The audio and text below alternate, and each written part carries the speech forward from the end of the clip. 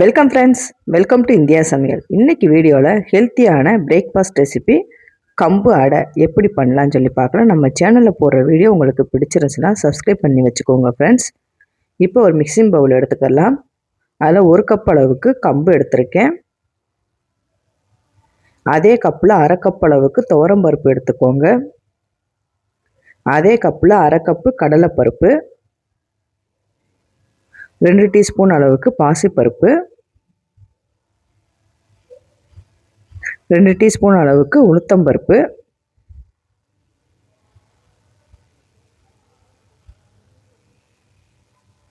இப்போ கொஞ்சமாக தண்ணி சேர்த்துட்டு நல்லா கழுவிட்டு தண்ணியெல்லாம் கீழே ஊற்றிடுங்க. 2-3 டைம் நல்லா வாஷ் பண்ணி எடுத்துக்கலாம். இப்போ மறுபடியும் 1 டம்ளர் அளவுக்கு தண்ணி சேர்த்துட்டு 2 வரமிளகா சேர்த்துக்கோங்க. 1 டீஸ்பூன் அளவுக்கு சீரகம் இப்போ சேர்த்துட்டு இன்னும் கொஞ்சம் தண்ணி சேர்த்து நைட்டு 8 மணி நேரம் நல்லா ஊற வச்சு எடுத்துக்கலாம். நம்ம 8 மணி நேரம் நல்லா ஊற வச்சாதான் அடை வந்து ரொம்ப சாஃப்டாகவும் கிறிஸ்பியாக இருக்கும். இப்போ பார்த்தீங்கன்னா 8 மணி நேரம் நல்லா ஊற வச்சு எடுத்திருக்கேன். பார்க்குறப்பயே தெரியும். அந்த தண்ணியெல்லாம் நல்லா வடிச்சிருங்க. தண்ணி இல்லாமல் மிக்ஸி ஜாரில் சேர்த்துக்கலாம். 4-5 பூண்டு சேர்த்துக்கலாம். 1 துண்டு இஞ்சி சேர்த்துக்கோங்க. இப்போ சேர்த்துட்டு ரவை பதத்துக்கு நம்ம அரைச்சி எடுத்துகிட்டு வந்துடலாம். பார்க்குறப்பே தெரியும், ரொம்பவும் நைஸாக அரைக்க வேண்டாம். அடைக்க அரைக்கிறாப்புல கொஞ்சம் கொரகொரப்பாக அரைச்சி எடுத்துகிட்டு வந்துடுங்க.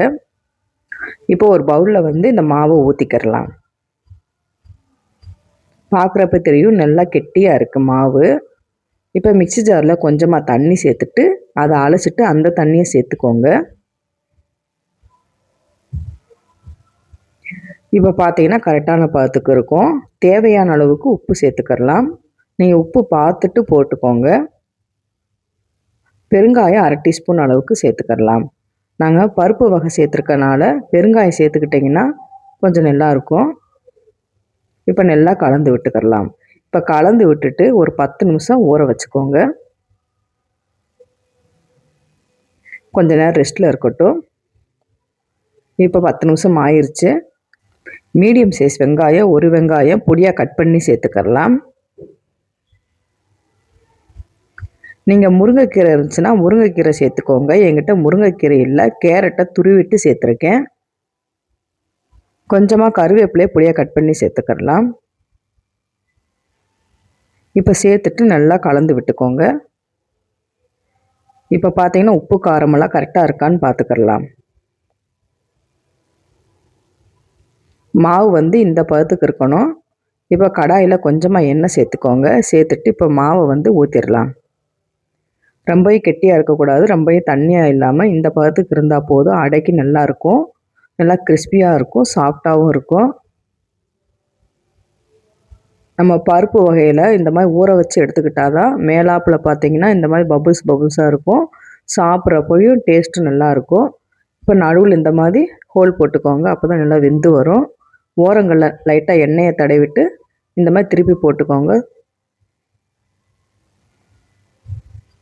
இப்போ 2 பக்கமும் நல்லா வெந்து வந்துருச்சு. இப்போ எடுத்துடலாம். நீங்கள் தோசை கடாயில் கூட போட்டு எடுக்கலாம். இப்போ மீதம் இருக்க மாவையும் இன்னொரு டைம் நான் ஊற்றி காமிக்கிறேன். மேலாப்போ கொஞ்சமாக எண்ணெய் சேர்த்துக்கோங்க.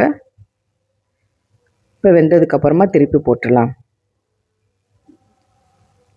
இப்போ 2 பக்கமும் நல்லா வேக வச்சு எடுத்துக்கோங்க.